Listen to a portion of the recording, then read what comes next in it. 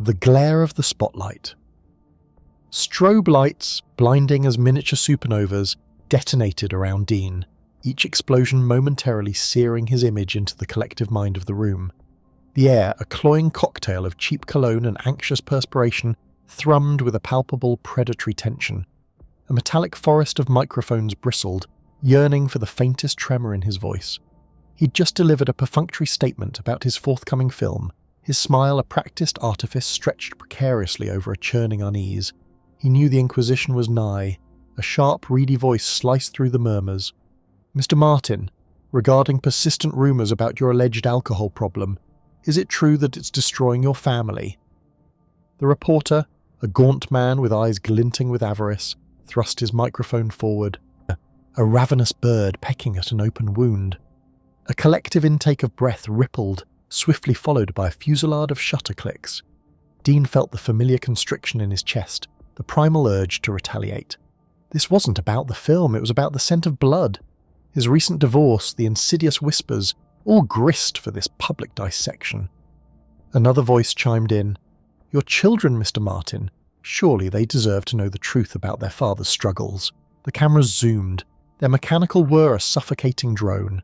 He could almost feel the weight of their collective gaze, the insatiable hunger for a breakdown, a fissure in the polished, unruffled facade of Dean Martin. He saw the triumphant gleam in the first reporter's eyes, the resolute set of his jaw. Then a profound stillness settled over Dean. A quiet born of years spent navigating these treacherous waters. He met the reporter's gaze, not with fury, but with disarming curiosity. "Tell me," Dean began, his voice a low, resonant baritone that somehow cut through the din. "Do you have children, sir?" The reporter, caught off guard, stammered, I do. 2 daughters."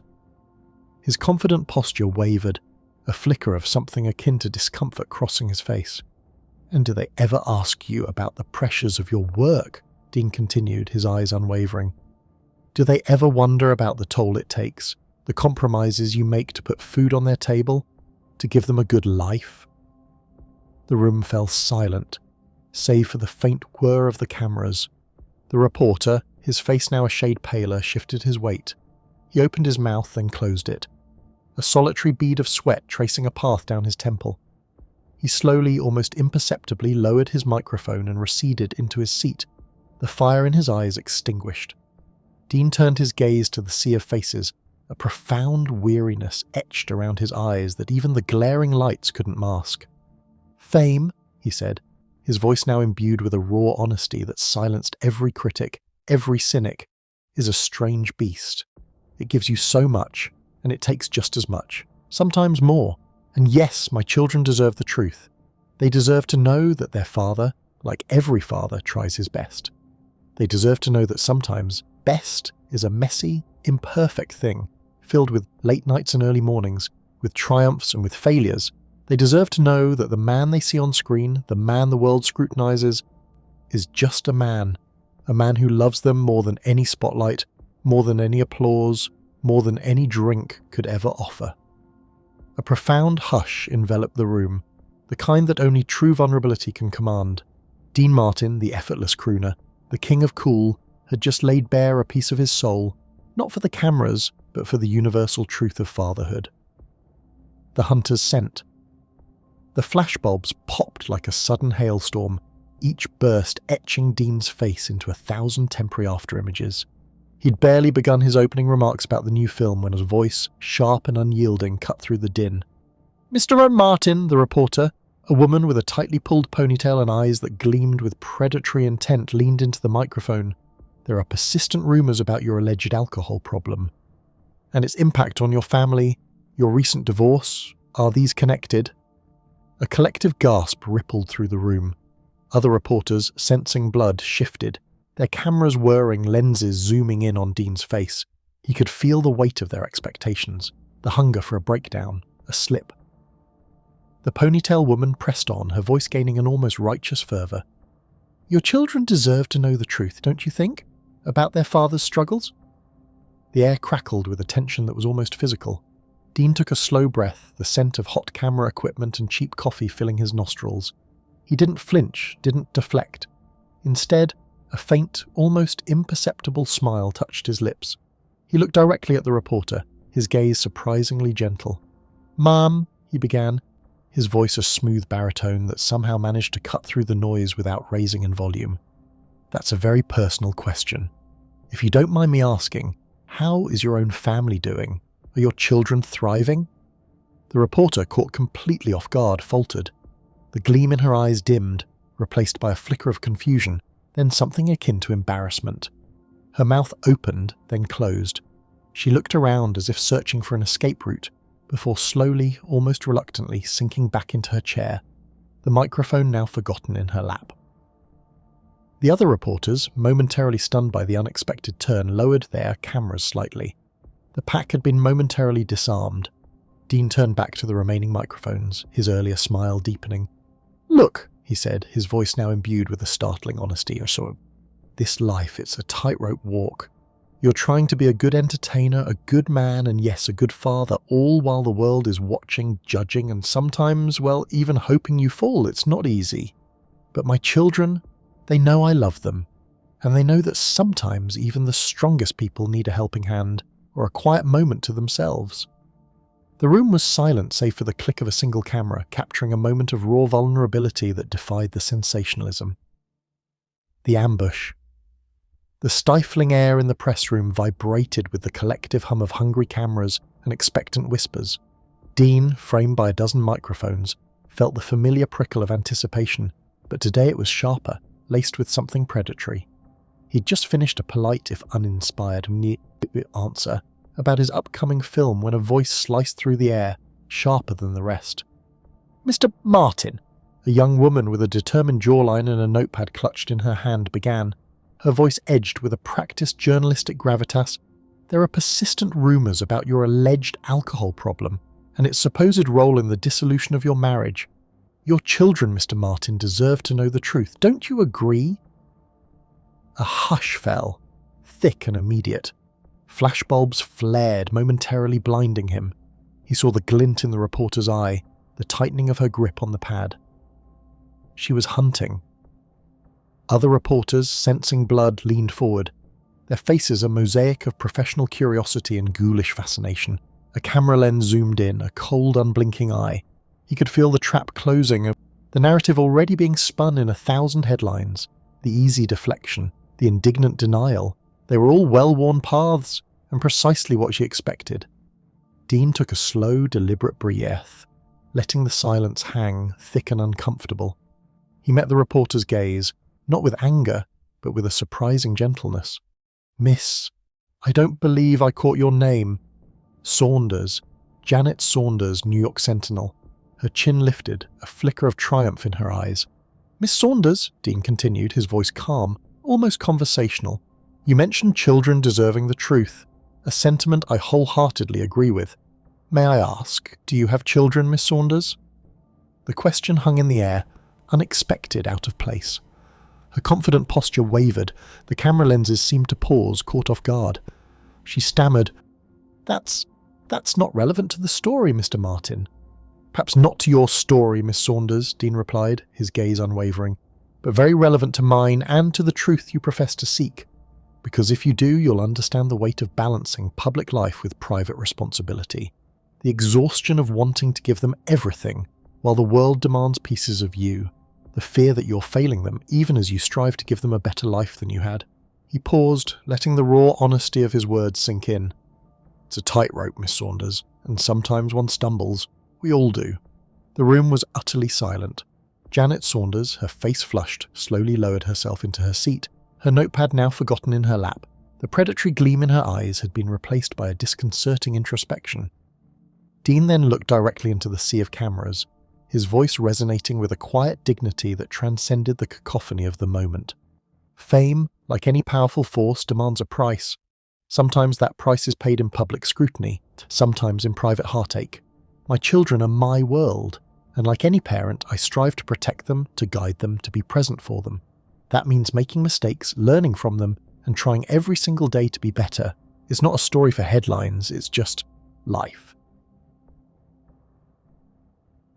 A different kind of question. The hot lights of the conference room, felt like an interrogation lamp, sweat trickling down Dean's back under his tailored suit. The air crackled with a familiar anticipation, a predatory hum that always preceded the hunt. He'd just finished fielding a few softballs about his latest film, when a sharp, unfamiliar voice cut through the polite murmur. "Mr. Martin," the reporter, a gaunt young man with a notepad clutched like a weapon, began. "There have been persistent rumours about your alleged alcohol problem. Do you believe your children deserve to know the truth about how it's destroying your family?" A collective gasp rippled through the room. Microphones swung, lenses whirred, zooming in on Dean's face. This wasn't just a question, it was an accusation, delivered with a smug certainty designed to draw blood. Others in the press corps, smelling the potential for a headline-grabbing meltdown, leaned forward, their eyes gleaming. Dean didn't flinch. He didn't deflect, didn't snap back with the practiced anger he'd seen so many others employ. Instead, a quiet calm settled over his features, a stillness that somehow amplified the tension. He met the reporter's gaze, not with animosity, but with an almost unsettling placidity. "Tell me," Dean said, his voice low, steady. "How many children do you have, son?" The reporter, caught completely off guard, blinked. His aggressive posture wavered. I beg your pardon?" "Your children," Dean clarified gently. "How many do you have?" A flush crept up the reporter's neck. He stammered, "That's hardly relevant to the question, Mr. Martin." "Oh, but I think it is," Dean countered, a faint, knowing smile touching his lips. "'Cause you're asking me to lay bare the most intimate parts of my life, the struggles and joys of being a father, for public consumption. So I'm just curious, as a fellow parent, what challenges do you face balancing your career with your family life? Do you ever worry you're not doing enough or that your choices might impact them?" The room fell silent, save for the soft clicking of cameras. The gaunt reporter's face went from red to ashen. He looked around, suddenly aware of the dozens of eyes and lenses, now focused on him. The carefully constructed wall of journalistic objectivity had crumbled. He mumbled something inaudible, then slowly, almost imperceptibly, sank back into his chair. He'd been outmaneuvered, disarmed not by anger but by unexpected empathy. Dean turned back to the remaining reporters, his expression softening further. "Look," he began, his voice carrying a newfound weight of sincerity. "Being a father, whether you're a bricklayer or a film star, is the hardest and most rewarding job in the world. And yes, sometimes the spotlight makes it harder. You try to protect them, you try to shield them, but sometimes life gets messy, and you just do the best you can, you love them unconditionally, and you hope that's enough." He paused, a genuine vulnerability replacing his earlier composure.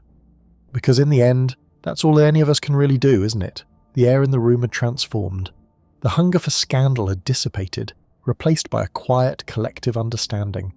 There wasn't another question about his personal life for the rest of the conference. The retreat of the hunter.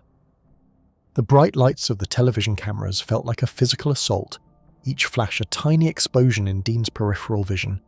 The air, thick with the scent of cheap cologne and desperate ambition, pressed in on him. He'd navigated 1,000 such gauntlets, but this one felt different, sharper. The young reporter, a woman with a hungry glint in her eye and a microphone thrust forward like a weapon, wasn't letting up. "Mr. Martin, your alleged alcohol problem, is it destroying your family?"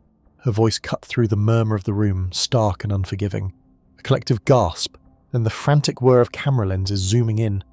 Dean's publicist, a man whose face was usually a mask of practiced calm, twitched. His jaw tightened. This was it, the moment they'd all been dreading, the breakdown the tabloids craved. The reporter, emboldened by the sudden silence, pressed on. "Your children deserve to know the truth, don't they? About what's really happening behind closed doors?" Dean felt a familiar heat rise, primal urge to lash out, to defend, but he held it back. He'd played that game before, and it always ended with more blood in the water. Instead, he took a slow, deliberate breath, letting the silence stretch, letting the tension coil. His gaze, usually playful, settled on the reporter, softening just enough to be disarming. "Mom," he began, his voice a low rumble, devoid of anger. "You've asked me about my family. May I ask you about yours?" The question hung in the air, unexpected. A pebble dropped into a still pond. The reporter's confident posture wavered. Her eyes, moments ago so fierce, blinked. I don't understand, she stammered, the microphone dipping slightly. It's a simple question, Dean continued, a faint, almost imperceptible smile touching his lips. Are your parents proud of the work you do? Do they understand the sacrifices you make? The aggressive glint in her eyes dissolved, replaced by a flicker of confusion, then a surprising vulnerability. The other reporters, sensing a shift in the wind, lowered their microphones slightly, their predatory focus momentarily diffused. She opened her mouth to speak, then closed it. The fire had gone out of her. Slowly, almost imperceptibly, she lowered her microphone and sank back into her seat, the huntress suddenly disarmed. Dean turned back to the remaining reporters, his gaze sweeping over them. Look, he said, his voice now carrying a genuine, weary honesty. Being a father is the hardest, most rewarding job I've ever had. And doing it in the spotlight? It's a tightrope walk in a hurricane. I make mistakes, we all do. But every single day I try to be the best father I can be. To show my kids that love is messy and real and worth fighting for. Hush fell over the room, the raw authenticity of his words in the stark contrast to the usual polished evasions. For a fleeting moment, the cameras seemed to capture not a celebrity, but just a man, speaking from the heart.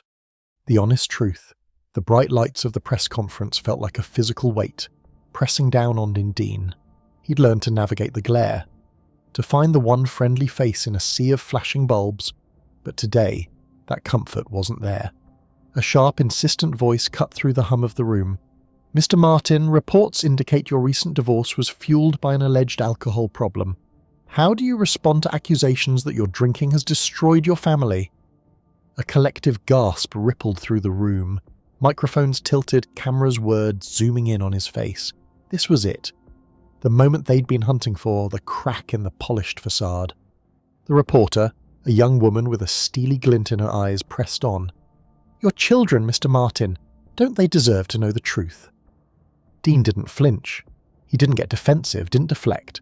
Instead, a quiet calm settled over him, a stillness that belied the storm brewing in the room. He met the reporter's gaze, not with anger, but with an unnerving directness. Miss, I apologize, I don't believe I caught your name.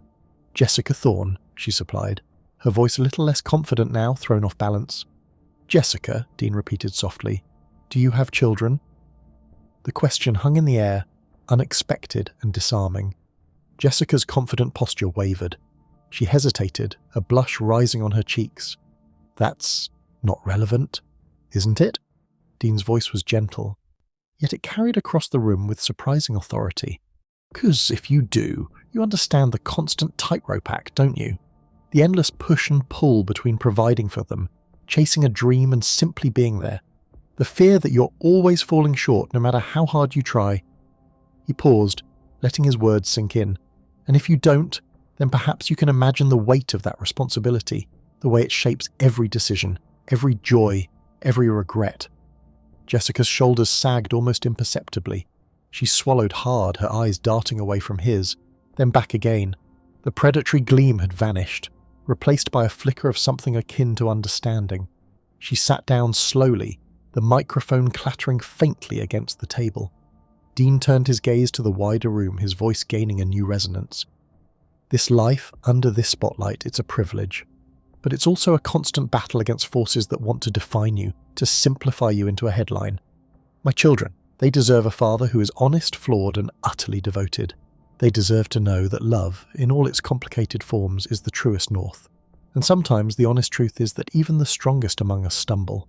We hurt, we learn, and we keep trying every single day to be better.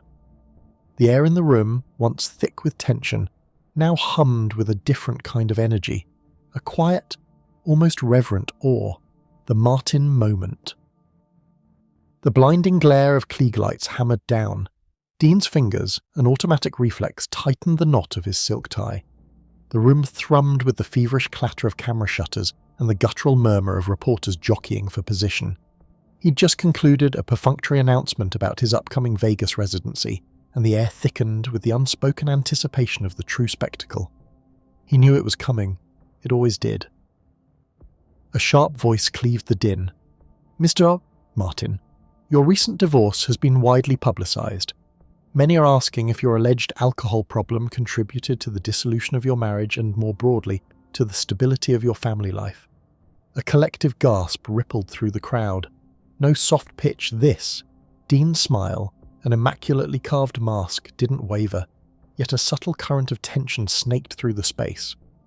The reporter, a young woman with a determined spark in her eyes, leaned into the microphone. Your children deserve to know the truth, don't they, Mr. Martin? About their father's struggles. Another journalist, sensing blood, raised a hand. Lenses swiveled, clicking like a swarm of hungry cicadas. Bernie, Dean's harried publicist, began to surge forward, a frantic whisper on his lips. Dean merely lifted a hand, a silent command. He met the reporter's gaze, not with fury, but with an almost disconcerting tranquility.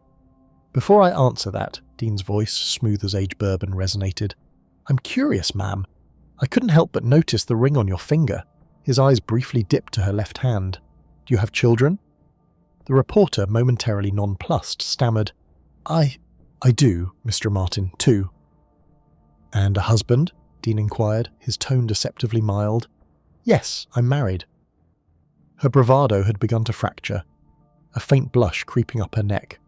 Tell me, Dean continued, every trace of malice absent from his voice, when you walk through your front door after a long day, after the cameras are off and the deadlines loom like monoliths, do you ever find yourself wishing for more time with your family, more quiet moments?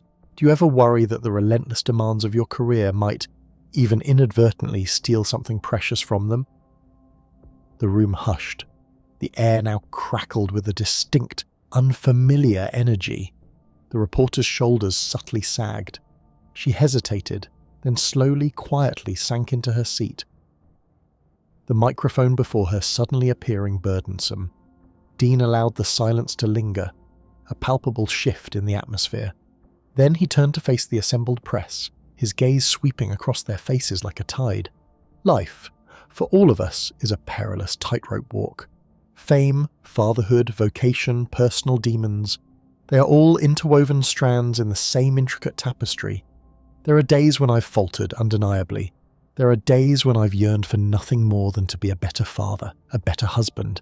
And there are days when the sheer weight of expectation feels like it could crush you into dust. He paused, a flicker of raw vulnerability surfacing in his eyes. My children know I love them. They know I try. And sometimes in this life, trying is the most any of us can manage. Aftershocks. The studio hummed with a low thrum of machinery, a stark contrast to the earlier cacophony of camera shutters. While the frantic energy had subsided, a thick, almost viscous tension lingered. Dean remained at the press conference table, a glass of water, half forgotten, before him. His gaze was distant, unfocused. He hadn't so much as twitched when the young reporter, eyes alight with an almost predatory determination, launched her offensive. No raised voice, no clenched jaw. Instead, he'd met her aggression with an unexpected question about her own family, a gentle inquiry that disarmed her far more effectively than any sharp retort. He recalled the subtle shift in her posture, the fleeting surprise in her eyes as she grappled with his unconventional tactic. Then the almost imperceptible slump as the realization dawned. Her ambush had backfired. She'd retreated, defeated not by argument, but by a sudden raw intimacy. Dean then spoke, his voice a low, steady current stripped of its usual theatrical flourish. He spoke of the perilous tightrope walk between public life and the quiet sanctuary of fatherhood, the unyielding tug-of-war between the glare of the spotlight and precious moments with his children. No excuses, just an unvarnished, unflinching honesty. Now, Frank, his manager, patrolled the room's perimeter, a phone pressed to his ear. Ratings are stratospheric, Dean, he announced, disconnecting the call. The phones haven't stopped ringing. Everyone's captivated by that. He gestured vaguely toward the empty podium. They're calling it a masterclass in authenticity. And Dean finally met Frank's gaze, a wry half-smile playing on his lips. Authenticity, huh? I just answered a question. You didn't just answer a question, Dean. You seized control of the narrative. You flipped the script, and they devoured it. Frank ceased his pacing, a new, vibrant energy radiating from him. That clip, Dean, it's destined for legend. They were already discussing its inclusion in journalism curricula. Meanwhile, the young reporter, whose name Dean vaguely recalled as Brenda, moved like a wraith through the hallway, her face ashen. An older reporter, a seasoned cynic with a knowing glint in his eye, approached her. "Rough day, kid," he drawled, his tone surprisingly gentle. Brenda merely shook her head, clutching her notes. He didn't fight back," she whispered, as if the very notion defied logic. "He just asked." Frank, overhearing, chuckled softly. "That's Dean, all right. Always keeping you on your toes." He turned back to Dean, a flicker of genuine admiration in his eyes. "This changes everything, Dean. Absolutely everything." Dean rose, stretching his arms above his head. The weight of the moment, the adrenaline of the confrontation was finally beginning to recede, leaving behind a quiet exhaustion. He walked towards the door, the echoes of his own words still resonating in the air. He hadn't meticulously planned it. He'd simply spoken from a place far deeper than his public persona, a place where vulnerability was a potent force and honesty an unexpected weapon. He stepped out of the studio into the fading amber light of the afternoon, the world outside suddenly appearing a little sharper, a little more luminous. The power of authenticity. The incandescent flurry of camera flashes felt like a barrage of tiny detonations, each one chipping away at Dean's fragile composure. The air itself seemed acrid with the taste of raw ambition, a metallic tang of journalistic fervour and gleeful malice. Every lens narrowed, eager to pinpoint the exact instant his carefully constructed persona would fracture. "Mr. Martin, regarding your alleged alcohol problem," a voice sharp as broken glass sliced through the din. It belonged to Brenda Hayes, a reporter whose predatory reputation preceded her. "Is it true it's destroying your family? Your recent divorce? Aren't these glaring indicators?" A collective hush descended, heavy with anticipation. Dean felt the collective weight of every gaze, every microphone straining to capture his reaction. He could have deflected with a practiced smirk or retaliated with a scathing retort, but something in Brenda's unyielding stare, the almost triumphant glint in her eyes, sparked a different impulse. "Ms. Hayes," Dean began, his voice a surprising warm rumble that seemed to thaw the icy tension. "I appreciate your concern for my family, and I understand the public's interest in these matters." He paused, letting the words resonate, then subtly leaned into the microphone. "Before I address your question, if you don't mind, how are things with your own family, Ms. Hayes? Your parents, are they well?" The shift was instantaneous, palpable. Brenda, a moment before a coiled spring of aggression, visibly sagged. Her confident posture dissolved into a bewildered slump. Her mouth opened, then snapped shut. Colour drained from her face as the other reporters, sensing the sudden reversal of power, fell into an even deeper silence. Their cameras remained poised, but their focus now pivoted to her. She stammered, a single choked sound escaping before she slowly, almost imperceptibly, retreated into her seat, her notepad forgotten. Dean turned back to the expectant faces, a genuine, albeit weary smile touching his lips. "Fame, as you all know, is a peculiar beast," he began, his voice gaining a quiet resonance. "It grants much, but it also exacts a heavy toll. Sometimes what it takes is the quiet normalcy of a child's life. Being a father, a good father, under this relentless microscope, it's a constant tightrope walk. You yearn to shield them, to protect them from the harsh glare, yet you also want them to see you, truly see you as a human being, flaws and all." He met the gaze of the nearest camera directly, his eyes unwavering. "My children deserve the truth, yes, and the truth is, I'm doing my best. Just like every parent out there, I stumble, I learn, I try again. And my love for them is the one constant no headline, no rumour, no spotlight can ever diminish." The room remained silent for a long moment, not the aggressive quiet from before, but one of genuine contemplation. It wasn't the spectacular breakdown they'd hunted, it was something far more potent.